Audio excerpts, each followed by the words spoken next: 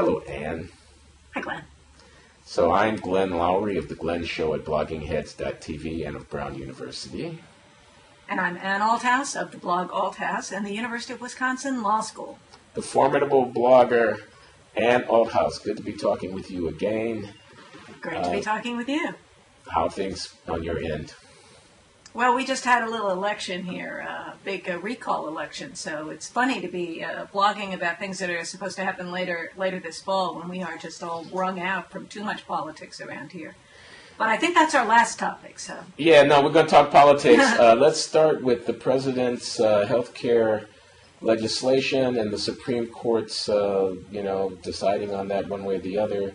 Yeah. I think our agenda includes a little bit of discussion about Elizabeth Warren's ethnicity and the affirmative action issues in that election in Massachusetts. And, of course, we also want to talk about this big recall election, Governor Walker in Wisconsin, who prevailed, and what the implications of that might be for our national political scene. So, yeah, we agree on the agenda. Let's get started. So what exactly is going on? The Supreme Court of the United States, after the first 2 years of the president's administration, which were consumed by getting this landmark legislation passed, is going to hold forth on its constitutionality, and in doing so might have the president's political future in its hands. I'm just curious. Yeah. Because I don't understand the legal issues down. fully and all of that. But what do you have to say about that? Well, the basic legal issue, without using up all the time, is whether Congress has an enumerated power that is sufficient to support the legislation that it came out with. And it's probably going to have to be the commerce power. There's an argument that it's the taxing power, but I think that's the weaker argument. There was a lot of trouble supporting any of the arguments by the government side of the case back in March, when there were several days of oral argument. Yeah. So we've been waiting for the decision to come out. And, there are only a couple of weeks left to the... it's any day now, right? So we might get the decision tomorrow. I mean, probably more important or interesting for us to talk about is not the actual legal arguments that have been bandied about, but just how the two different sides facing the fall elections are going to receive and deal with this issue. I've thought for a long time that Obama would be better off if the Supreme Court struck the whole thing down, that it's in his political interest to have it, even to the point where I was bandying around a conspiracy theory, partly humorously. Well, hold on, Ann. You're going too fast for me, okay? You are saying something that I've not heard anybody say before, that the president could be better off politically if the Supreme Court were to hold against his legislation. Can you please just break that down for us neophytes? Well, first of all, the next president will elect people to the Supreme Court. So the argument about the Supreme Court and the appointments is going to be a big one. If the conservatives get their way, it'll leave a lot of room to argue that the court is going too conservative, that there's conservative activism on the court, and we certainly don't want a conservative president who will appoint more people like that. All these terrible things will happen, and that will be an argument for re-electing Obama so he can be the one to make those selections. Can I respond to that? Supreme Court issue, yeah. Okay, so the first, what we're talking about right now is how the president might be politically benefited were his legislation on health care to be stricken by the Supreme Court. And your first point is that might galvanize a reaction against the court as having gone overboard on the conservative side, which then might redound to Obama's electoral benefit, since voters might want not to see a Republican appointing more people to the court. To which I have this question, and it's the reason I intervene. But if that were the case, why couldn't he be running on the health care legislation in the first place? Forget about the Supreme Court, which is to say, why isn't the president saying more in this campaign about, I'm the guy that brought health care change to you? If voters are going to react against the Supreme Court for striking the thing down, why wouldn't they also react positively to the president for extolling its virtues? The legislation is not popular. Okay, then why should they be? It's only less popular in the polls over time. So, see, that's the reason why he'd be rescued from the issue that I gave you this. People don't want it. So if the court does the dirty work and takes it away, that becomes a non-issue. The court issue could be a more general issue. And if it goes the other way and the court doesn't strike it down, then that'll give weight to people who think they need to elect Romney so that he could do some legislative work getting rid of this law that they don't like. Plus, if they leave it alone, then Romney would be activated to be able to say the court is too liberal. The Obama appointments are appointees are activist, and they're going to do this and that. We need more conservatives on the court. That's where because I think people like balance on the court, and if the court, whatever way the court goes, people will be susceptible to the argument that it needs to be rebalanced in the other direction. So it will elevate it'll give weight to the side in the political debate that would be available to counteract the weight that the court would have demonstrated behind the second case one way or the other. Okay.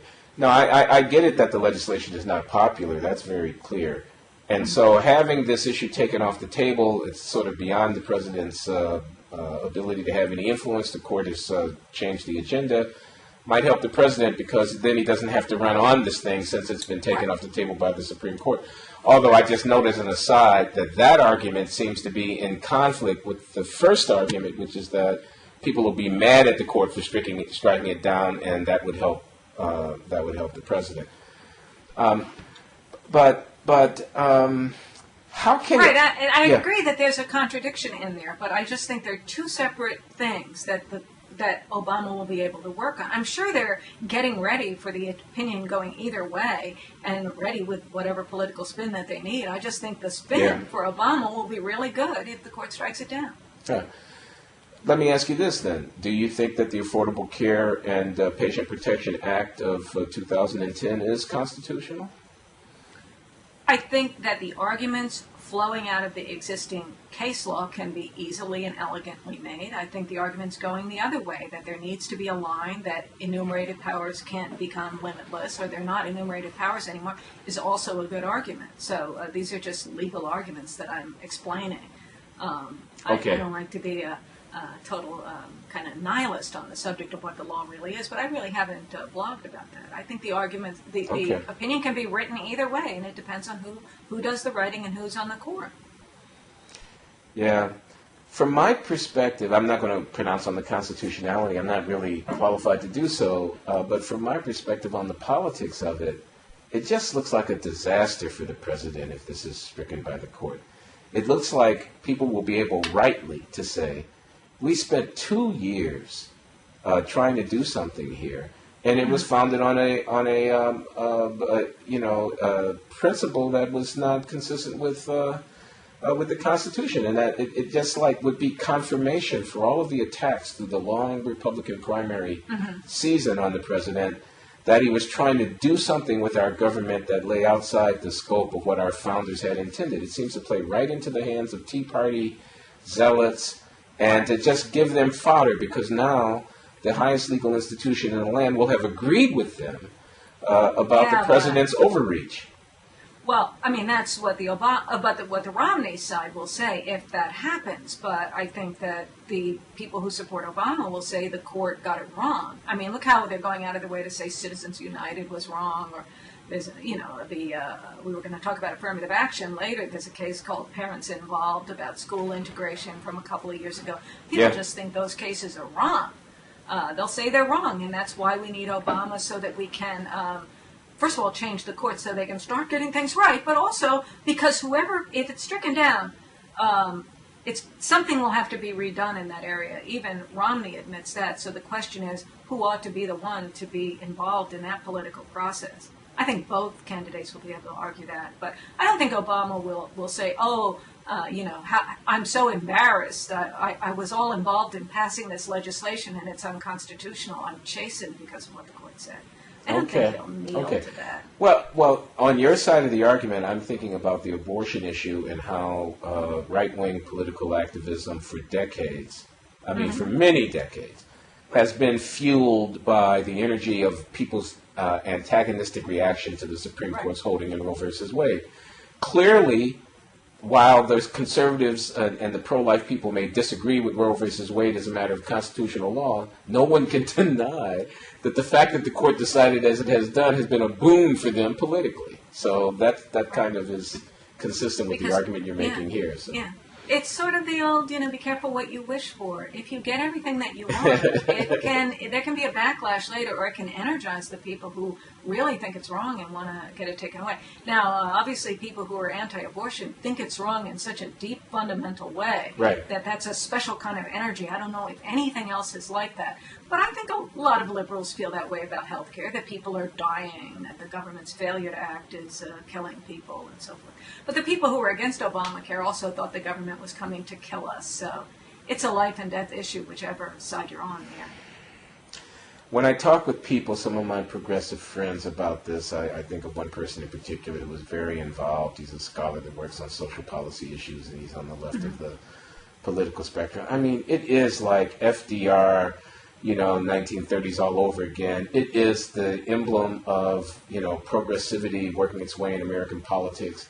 It's a life or death issue, and, they feel very strongly about it. It's just that their numbers are many smaller than the numbers of, evangelical Christians or Catholic conservatives or whomever who are energized by the abortion issue. So, I think the effect goes in the same direction, but that the political resonance might be much less, powerful on the prospective reaction against the Supreme Court striking down the health care law than as compared to abortion. My perspective from here in Wisconsin is that there's some people who are very fired up about progressivism, but that the numbers are waning, that it's dying out. I don't know what forces are coming together, but a lot of the old assumptions about that progressives have made just aren't resonating with the general populace at the moment. Okay, now the Wisconsin election was going to be our last topic, right? Why don't we shift to the second topic then? And this is senatorial candidate Elizabeth Warren's problem. Right. With the fact that she, indicated her ethnicity as being of Native American descent in certain points in her career, and now she's being criticized by her opponent, Scott Brown, in that election, and by others for having done so. He didn't start it. I think he stayed at a distance. Other people brought it up and churned it around. Okay. And at some point, he was asked enough questions that he weighed in. It wasn't like he went searching for an issue to get at her and chose that. But she's still being dogged by this question. I was watching the Joe Scarborough show the other morning, on MSNBC, and she was a guest. And that was the first question out of the box to her, is this over? Have you put it behind you? Blah, blah, blah, blah. So, one wonders why such a sort of arcane matter that would seem to be of no particular import has had such resonance. Why does this story have any legs at all, I wonder? And, I think economics really is the main issue. I think we're seeing Obama struggle to bring in topics other than economics, like gay rights and immigration the other day. And she actually is someone who I think was running on economic issues, and then she got drawn into this distraction, which, again, I don't think it was caused by Scott Brown. It just came up. But I think it's another indication that people like to talk about certain kinds of hot issues that raise questions that can be answered not through a technical understanding of economics or control of events out there that they can't really control, but more like a moral analysis, something that they can put together and think about. And I think that's one of those issues, whether people are whether affirmative action is right, which is one question, but also whether people are cheating within a system of affirmative action. Okay. I think that's a much more generic, well agreed upon issue. Nobody thinks there should be affirmative action and people who figure it out can play a game and get advantages that other people don't get. Hold on, I definitely want to talk about this affirmative action thing, but I wonder if you would just state what the facts are about the dispute over Elizabeth Warren for listeners who might not be familiar with them. Well, I don't know if I remember exactly what the original root of it was. How did this all get started? But it turned out that she had identified herself. There's a list. There's something called the American Association of Law Schools, which has a law professor's directory. Right. And it has had a section in it where people listed themselves as minorities, right? And so the people who were on that list, how did they get on that list? Why are they on that list? She made the, I think, weak assertion that she put herself on the list because she thought she would meet other people who were like her. But she's just someone who has some percentage of Native American blood, if at all, or that's the family story that she has that. I think there are lots of people in America who have that. But putting yourself on that list, being on the list of minority law professors, is something that is perceived as it would be an advantage in trying to get yourself recruited so that you could go up the ladder of higher ranked law schools. And she in fact did go up the ladder, and then she allowed herself to be on that list for I think 10 years. And when she got at Harvard, which of course is the top of the ladder, save Yale, but basically the top of the ladder, she then delisted herself. That seems to be a problem. It seems to be a character issue, but it also puts in play these larger questions about it. Okay, so one issue is what her motives might have been, that she might have been doing it in order to promote her career, to gain. This is not questioning the validity of the identity claim, I have ancestors who were Native American, but rather the legitimacy of the motive of invoking the identity claim. I invoke it only so that I can get myself to a place like Harvard or Yale who are looking for minorities. Is that right? Well, I think it's all of those things. First of all, was it even true? Second of all, what was her motivation for being on that list? And also, what was the motivation for going off the list? Also, how did Harvard use that fact? Because Harvard put out some PR saying they had a Native American woman, and this is right in the period when Harvard had gone through an awful lot of criticism involving Derek Bell, boycotting the school and so on, over the lack of female minority professors. And so Harvard, using that as a fact, was doing something self-advantaging. So there's kind of a whole web of what might be deceit or lies or something like that. And also the current statement, I put myself on the list because I wanted to maybe be invited to lunch with other people, things like that. That raises a question of veracity as a matter of character now with respect to talking about why she did it. So I think there's a whole cluster of issues in here. Okay, so let me respond here just a little bit. I mean, it seems to me like there's nothing wrong with somebody who genuinely believes themselves to be of a minority descent, wanting to adopt that identity or promote that or put that forward publicly. And it also seems, and it frightens me a little bit to think that we live in a world where the possibility that you might have benefited from affirmative action at some point in time becomes a disqualifying characteristic. I mean, suppose it were the case that she did get a little bit of positive benefit out of, honestly understanding herself in identity terms to be of partly Native ancestry. I mean, what would be so awful about that? I mean, people are talking about it as if it was some kind of horrid corruption, when in fact the Supreme Court has held perfectly legitimate, under certain circumstances, set of practices. And there are many, many people, including quite possibly the President of the United States and his wife, who could be put in the same category, that is, persons who may have at some place at a point along the line or another gotten more favorable attention than they otherwise might have gotten in virtue of the fact that they represent and are members of disadvantaged minority groups. So, I mean, why is this a scandal? Well, I think we need to be really careful not to say that it's evidence that the person was unqualified or to denigrate people's degrees that they come out. I mean, this is one of Clarence Thomas's big issues, that when he graduated from Yale Law School, his degree wasn't worth anything because there was a presumption that it was of less value because he must have gotten affirmative action. So but Ann, his degree was worth a great deal. He sits on the United States Supreme Court. I mean, well, you have to read his whole story. I think if you look at his whole well, anyway, that's his argument that's what... No, I know that's his argument, but I think the argument is wrong. I mean, can't believe what people say. No, I think the argument is wrong. I think the idea that... I mean, look, I went to graduate school at MIT. This is Glenn Cartman Loury, fellow of the Econometric Society, member of the American Philosophical Society, et cetera, former vice president of the American Economics Association, published in all the top economics. I came from a poor family on the south side of Chicago. I got a scholarship to Northwestern in 1970 because I was a college dropout. They were looking for bright inner city minorities in order to bring to their university. I got admitted at MIT, at Harvard, at Berkeley, at Chicago, and at other places, in part because there were very few possibly qualified African Americans who were applying in 1972, et cetera, et cetera. And there can be no doubt in my mind that something like affirmative action had something to do somewhere along the way. But the idea that Clarence Thomas seems to be embrace, that my degree is worth nothing because of affirmative action? I mean, come on. That's just silly. I mean, my degree was worth a great deal for the opportunity that I got, and then it was up to me to demonstrate what it is that I could do with that.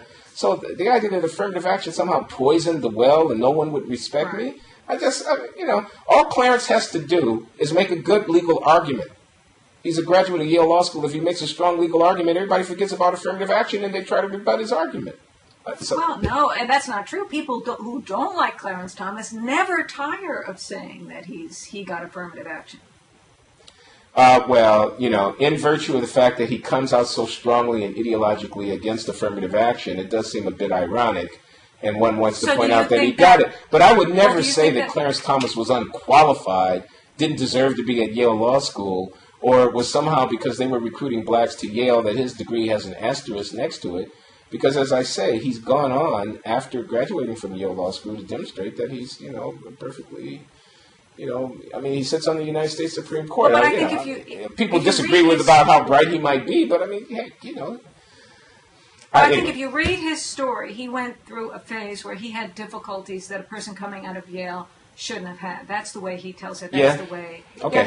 And another thing I would say is the implication that he shouldn't criticize affirmative action because he benefited from it would suggest that the people, basically white people, who adopt a policy of affirmative action, then once they apply it and offer benefits to people, then those people are foreclosed from being able to criticize it. It's like their opinion becomes locked in because they benefited from it. I don't think that makes sense. I don't think that's fair to the people. I think anybody who benefits from it has as much right as anybody else to have whatever political opinions they want to have. I don't think they should be put in a special limited box. I mean, let me just say for the record, I agree with that 100%. I didn't mean to say he couldn't criticize. I just meant to say it was ironic. That's all. I mean, of course he could have any opinion that he wants. No. Accepting the admissions decision by Yale Law School doesn't enjoin him from being a critic of affirmative action. Quite the contrary. No, I would never say that.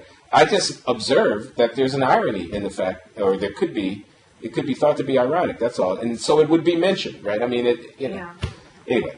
Don't you think there's a problem with Harvard Law School making something publicity-wise out of saying, after they've been criticized for not having minority professors, we have a Native American female professor, when in fact the person that they had wasn't anyone that anybody perceived as being a minority at all, and probably wasn't actually, as a matter of blood, a minority at all. Now, I have a whole separate question of this whole thing of talking about blood. I think is repulsive and is something that Americans basically don't want to have to talk about. So the whole prove it, are you really what you say you are, is something people find disgusting just independently.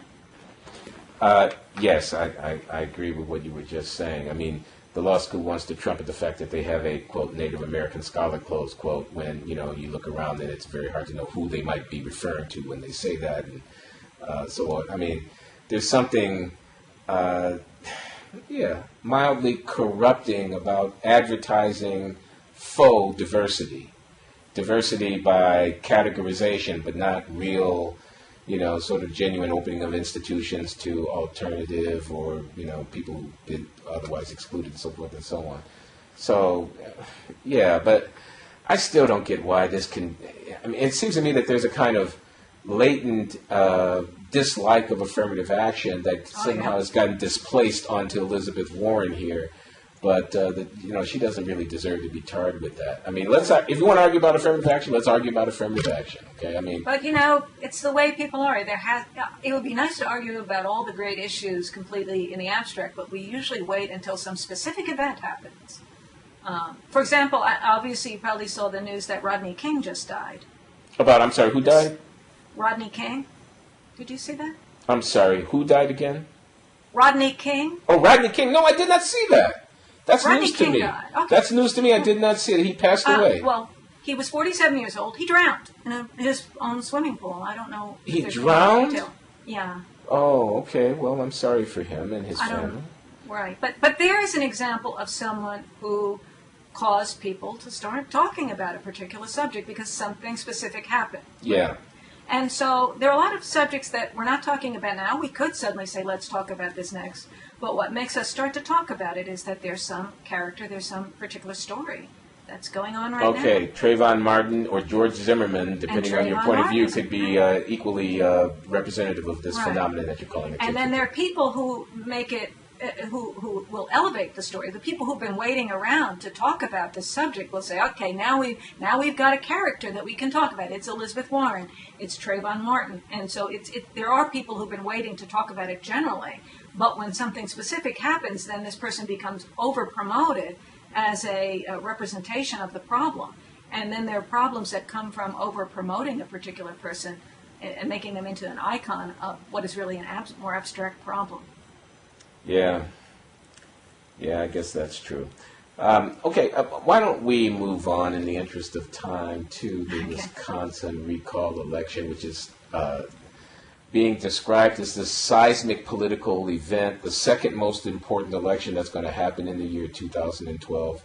And you have the most important. You think more important than the presidential election? Right, because of when it happened and the trajectory from it is going to affect what happens in the fall. So well, talk about that, please. Well, I just saw my state go from being presumptively blue to, I think, presumptively red. You think Wisconsin is presumptively red now? Well, I'm presuming that. I mean, you don't think the voters separate their unwillingness to evict Scott Walker from office from their, desire to support President Obama? Well, they also elected him to office in 2010. They elected Ron Johnson to the Senate in 2010, throwing out Russ Feingold. And we had both houses of the legislature here went Republican in 2010. And then there were all these protests and all these recall elections, and that focused people's mind on, do we really want to be like this? And it was a very strong 7-point margin, a bigger margin than in 2010 for Scott Walker, saying, yeah, we know what we're doing, this is what we want. So, and then the polls on another Senate seat is coming up in the fall election. Herb Kohl is resigning, so he's not running for another term. Yeah. So, and the and the polls make it look very clearly like the Republican is going to win in that election too. So we will have 2 U.S. senators now, who are Republican. I think that's a lot of Republican. At some point, what do you say, blue? Now, some people have argued to me that you're not a blue state unless you vote for not a red state until you vote for President red. Well, I want to ask you, what do the polls show about the presidential Depends on what poll you look at, but the most recent Rasmussen poll had Romney ahead, and that was a change. And I think that the focusing on the issues that took place around the recall election was something that made people make a shift, especially with respect to unions and the public employee unions. And the role of those unions with respect to the Democratic Party. That was something that got focused on and came to light, and that people understood in a way that they had never understood before. And it didn't go well for the union. No, I saw that, but the translation of that to the president is the thing I'm asking about. I mean, so the president has said, the private sector is doing just fine, it's public employment. He took a lot of flack for that. What he meant was that employment is growing in the private sector, shrinking in the public sector, not growing fast enough in the private sector to be sure, but that public sector employment, because local and state governments can't borrow money, they have to balance their budgets, and so if they're in a fix because tax revenues are down or whatever, then they may have to lay off employees. So he wants to hire now he wants to hire teachers, firefighters, policemen, and so forth. He wants to give financial help to the states to be able to do that. Now, so let's take everybody's tax money and distribute it. This is a redistribution of the wealth, isn't it? Redistribute it to all the states, and the states who are actually working hard to solve their budget problems like Wisconsin did. Well, why did they even bother? Because we're just going to rake in everybody's money and redistribute it to everybody.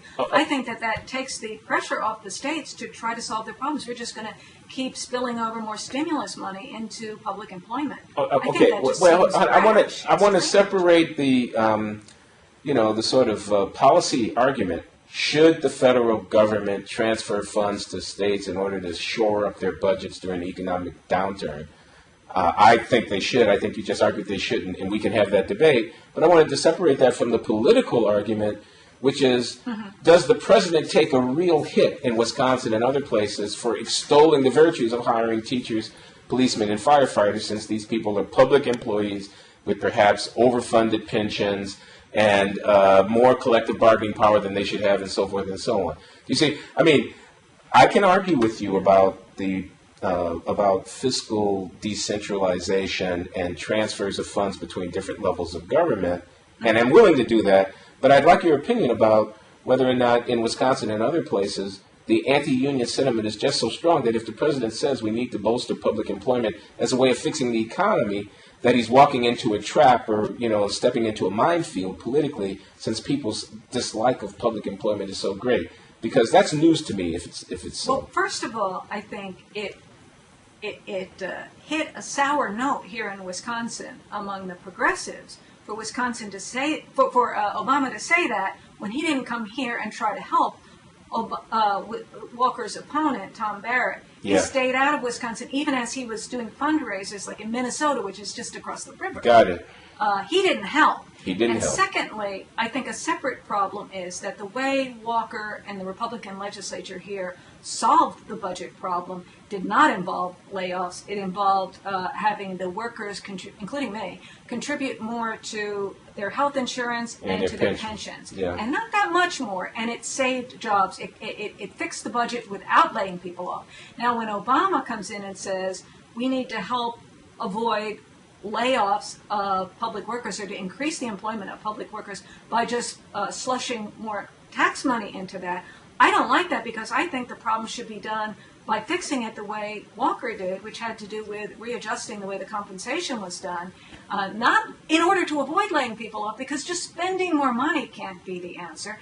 And so I felt like what Obama is arguing for is basically against trying to fix the problem, just to cover it up and to go more deeply in debt in the process of doing it. And he even came out and said, the states and localities don't have the freedom that the federal government has, which is to be able to go into debt all the time, just go further and further into debt. So let us help you out, because we don't have to worry about debt the way you guys do. I just thought that was really discordant with the results in Wisconsin, which had to do with a budget fix that did involve laying public workers off. Okay, so I'm sitting here thinking that we're in the midst of a very deep recession, that pump priming, that is getting money into the hands of people who are going to spend it in order to stimulate business, in order to get the multiplier thing working, in order to be able to bootstrap ourselves out of this low economic tide, is essential. And that one fast way of priming pump and of stimulating demand and of inducing people to spend more is to avoid, the sharing of the roles of public employment that happens because the states, when their tax revenues fluctuate with the economy, have to adjust their spending, since they must balance their budgets on a year-by-year basis. And I'm thinking that one justification for the federal government sending aids to the states during a downturn, even though it involves, just as you say, it does, there's no point in denying it, redistribution between regions. Don't the Europeans wish that they had the ability to effectively fiscally redistribute between regions? If they did, they wouldn't be in the crisis that they are right now. One justification for doing that is precisely that only the federal government has the flexibility to respond to these exigencies in an effective way. And so it's not extolling the virtues of public employment over private or whatever. It's merely the practical assessment of this is a way in which we can respond effectively to an economic downturn. And as I say, if the Europeans had the ability to redistribute it between their more prosperous and less depressed regions to the ones that were in more trouble, then they might themselves be in a sounder fiscal health. And I wonder how you respond to that argument. Well, I mean, there was a stimulus early on, and to do another, I think to come up with more stimulus under this situation seems to be just rash and dangerous. I think it's disturbing to people, but I know the economists say, but this is what you need to do, this needs to work, and the first stimulus should have been bigger, et cetera, et cetera. That's what we I don't know that people are buying that. I think it's a more persuasive argument that we're actually trying to fix things and be fiscally responsible. But maybe the argument for fiscal responsibility actually is irresponsible. I don't have any way to know that myself, but I do think that it was the case that the way that Walker fixed the budget didn't involve laying people off. Okay, I take note of that. Other states challenged to be responsible, to handle their own problems, rather than to stand back and be ineffectual and wait for the government to bail them out. I just don't think that can go on forever. No, I'm sure you're right about that. And the incentive structure seems to... Also, are we really in a recession? I thought we were out of a recession and there was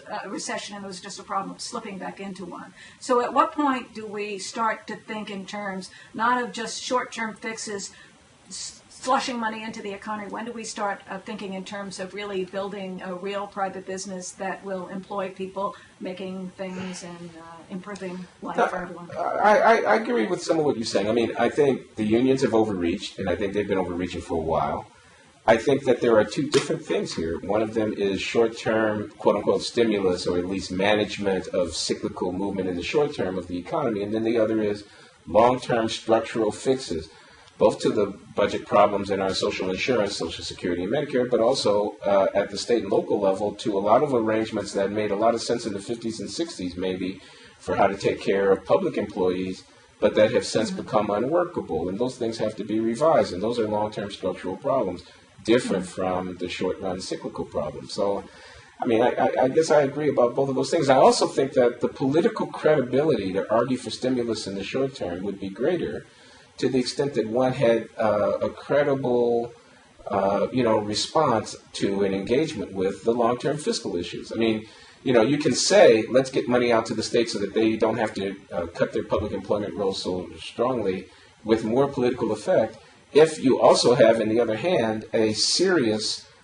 reform agenda that deals with the structural problems of, our overcommitment of, social insurance, and I think also deals with some of these problems of, pension promises that have been made to public employees that simply can't be sustained. So, which cycles us back to the original topic of Obamacare. We went in more deeply with social insurance kinds of initiatives federally. So, yeah.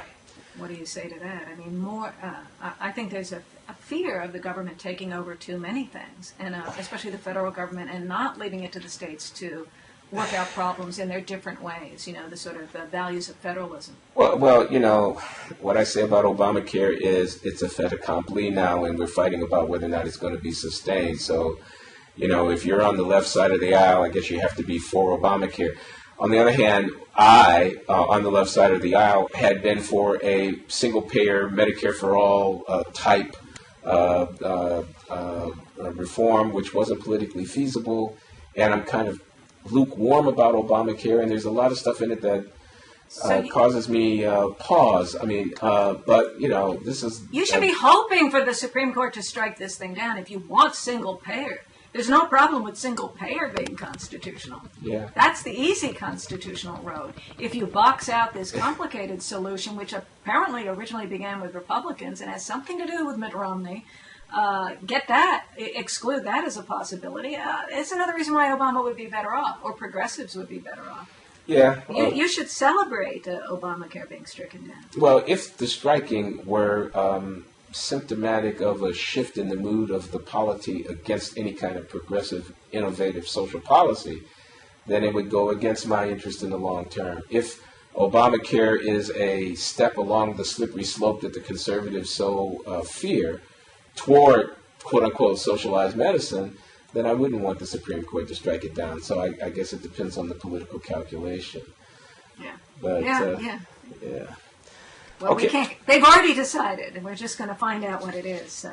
Well, we're going to find out soon, and that's pretty interesting. And what are you thinking? What are you forecasting about the Fisher case? This is the affirmative action case out of Texas.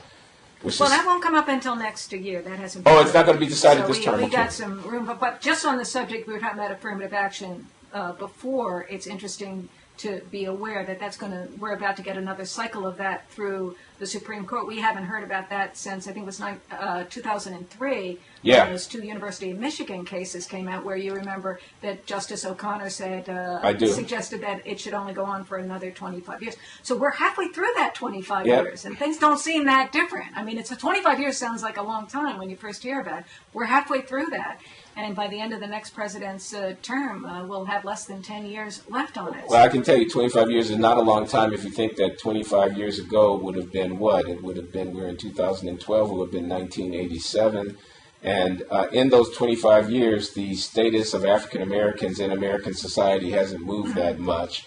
So, 25 years is not all that long a time. But right. But this case will come up before the election in November of 2012, I suppose, which... No. It's not going to be decided before the election, you don't think? No. Okay, well... I don't think so. All right. But it's an issue that could be talked about in terms of who do you want to see on the court? How do you want the balance to shift on the court? Yeah. And I'm going to have to sign off. It's Father's Day, and my kids are waiting to do something. Oh, yeah. With their Happy dad. Father's Day. So, all right. And thanks for talking with me this afternoon, and we'll do it again sometime soon. Okay, cool. Okay. Talk to you later. Take care. Bye-bye. Bye.